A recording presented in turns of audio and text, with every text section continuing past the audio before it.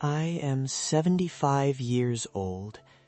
Most mornings it takes me about 20 minutes just to get out of bed and into the chair by the window. It isn't a sharp pain, usually. It's more of a heavy, dull resistance. My body feels like it's made of wet sand. I sit there and I look at the pill organizer on the side table. It's a plastic grid of my own making. Red pills for the blood pressure, white ones for the cholesterol, the little yellow ones to keep the swelling in my ankles down so I can actually put on shoes. I earned this ending. That is the thing I have to sit with every day. I didn't get here by accident or by some cruel twist of fate. I spent 40 years building a life that I am now too broken to live. I have a very comfortable house. It's quiet. The heating works perfectly. The grounds are kept by a service I pay for. I have a substantial amount of money in accounts I don't even look at anymore, because there is nothing left to buy that can fix the one thing that actually matters. The money is there. It sits in the bank, growing slightly every month. But it can't buy back the cartilage in my knees. It can't unstretch the arteries I pushed to the limit for decades. It can't give me back a digestive system that wasn't ruined by 20 years of stress-eating cold sandwiches at a desk at 11 o'clock at night. When I was 30, I thought I was invincible. I think everyone does. But I took it a step further. I treated my body like a machine that didn't require maintenance. I viewed sleep as a luxury I couldn't afford if I wanted to get ahead.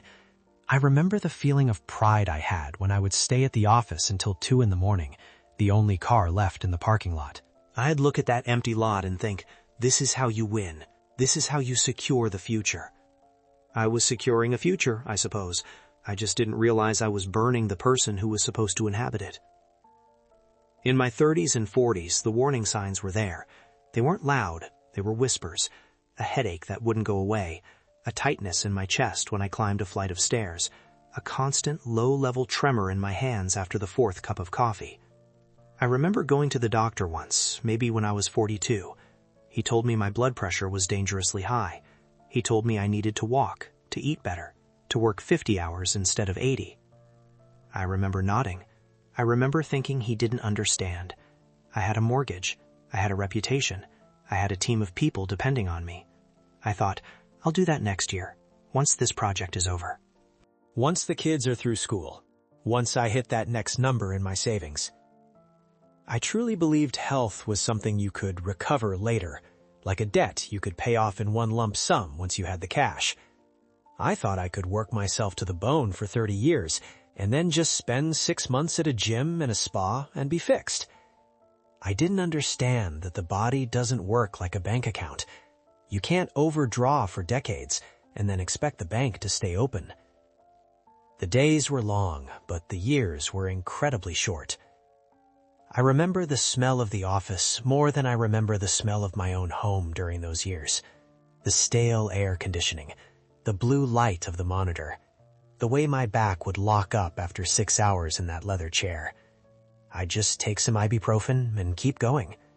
I'd take 4, 5, 6 of them a day. I didn't think about what that was doing to my stomach or my kidneys. I just needed the pain to go away so I could finish the report. I needed to be productive. Productivity was my religion. I felt guilty if I sat down for 20 minutes to just breathe. I felt like I was falling behind. I remember my wife asking me to come to bed. I remember my children asking if I could play. I tell them, I'm doing this for you. I'm building our stability. And I believed it. I really did. But the stability I was building was made of paper. It was numbers on a screen. Meanwhile, the physical stability of my own heart and bones was eroding. The damage didn't arrive with a crash. It arrived in the way I stopped being able to taste my food because I was always thinking about the next call. It arrived in the way I forgot how to relax. Even on the rare vacations we took, I was tethered to the phone. I'd sit on a beautiful beach and stare at a BlackBerry or a laptop. My neck stiff, my eyes straining. I was physically there, but my body was still in the office, tense and vibrating with cortisol. I remember the first time I realized something was truly wrong. I was 58. I was in a meeting and I tried to pick up a pen and my hand just wouldn't do it. It was like the signal from my brain got lost in the mail. I sat there looking at my fingers and they felt like they belonged to a stranger. A few weeks later, the exhaustion hit. Not the kind of tired you feel after a long day. It was a bone-deep, soul-level fatigue that sleep couldn't touch. I would wake up after 8 hours and feel like I had been beaten with a lead pipe. That was the beginning of the end of the work version of me. The diagnosis came shortly after. A series of them, actually. Chronic heart issues, Nerve damage, a host of autoimmune problems that the doctors said were likely exacerbated by decades of extreme stress and lack of sleep. They used words like systemic failure. I remember sitting in the specialist's office. It was a very expensive office. I could afford the best doctors by them. I had the fortune. I sat there in my expensive suit with my expensive watch, looking at a man who was telling me that I had essentially aged my internal organs by an extra 20 years. I asked him, "What can we do? What's the treatment?" And he looked at me with a kind of pity that I'll never forget. He said, "We can manage the symptoms. We can slow the decline. But we can't give you back the years of rest you skipped. We can't unring the bell." That was 17 years ago. Since then, my life has been a slow retreat. I retired, of course. I had to. I finally had all the money I ever wanted. I had the house in the country. I had the freedom. And yet, I spent the first 5 years of my retirement just trying to learn how to walk to the mailbox without getting winded. I have all this wealth, and I spend it on things like specialized chairs. I spend it on a van that can accommodate my mobility issues. I spend it on prescriptions that cost more per month than my first house did. I have a beautiful kitchen that I rarely use because I don't have the energy to stand at the stove for more than 10 minutes. I have a library of books I can't read for very long because my eyes are too tired. I look at my bank balance sometimes and I feel a profound sense of absurdity. If I could give every cent of it, every single dollar, to have one day where I could wake up and feel light, I would do it in a heartbeat. If I could trade the house and the cars and the investments for the ability to go for a hike with my grandkids, I wouldn't hesitate. But you can't make that trade. The universe doesn't take refunds on your youth. I see people now, younger people, and I see them doing exactly what I did. I see them wearing their exhaustion like a badge of honor. I hear them talking about the grind and the hustle. I see them skipping meals and staying up until dawn to hit some arbitrary goal. I want to grab them by the shoulders and tell them that they are spending a currency they don't realize is finite.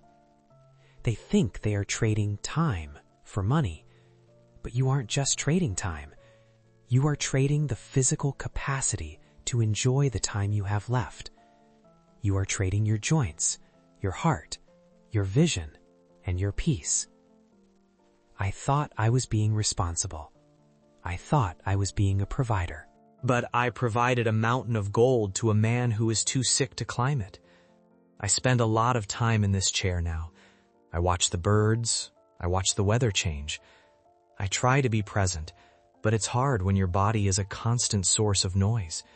There is always a throb, always a click, always a heaviness. It's a very quiet existence. My friends from the old days, the ones who worked like I did, most of them are gone. They didn't even make it to 75.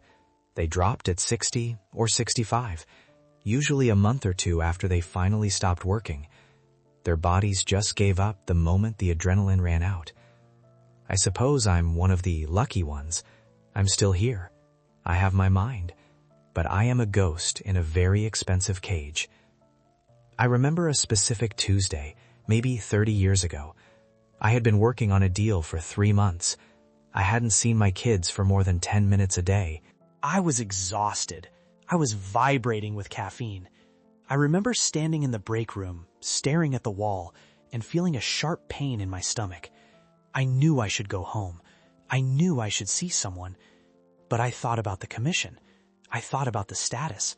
I thought about the future. I took 3 Tums, drank a glass of water, and went back to my desk. I won that deal. I got the promotion. I got the bonus.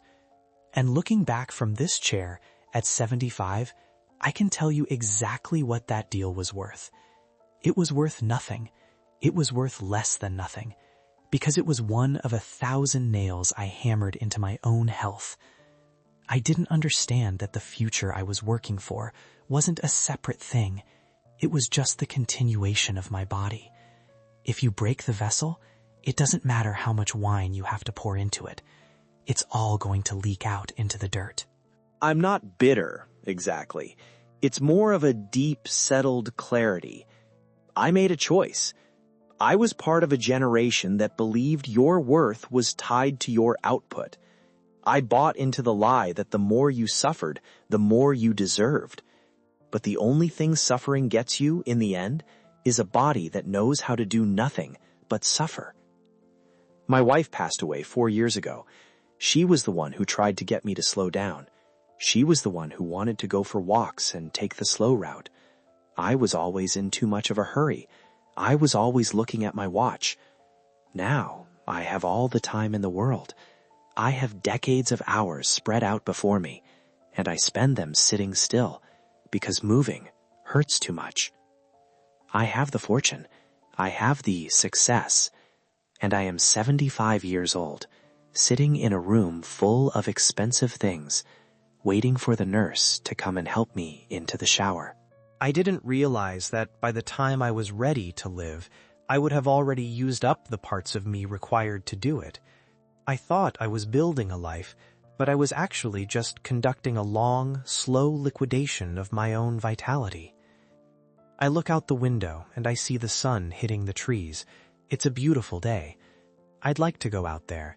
I'd like to walk through the grass and feel the sun on my face without worrying about how I'm going to get back up the 3 steps to the porch.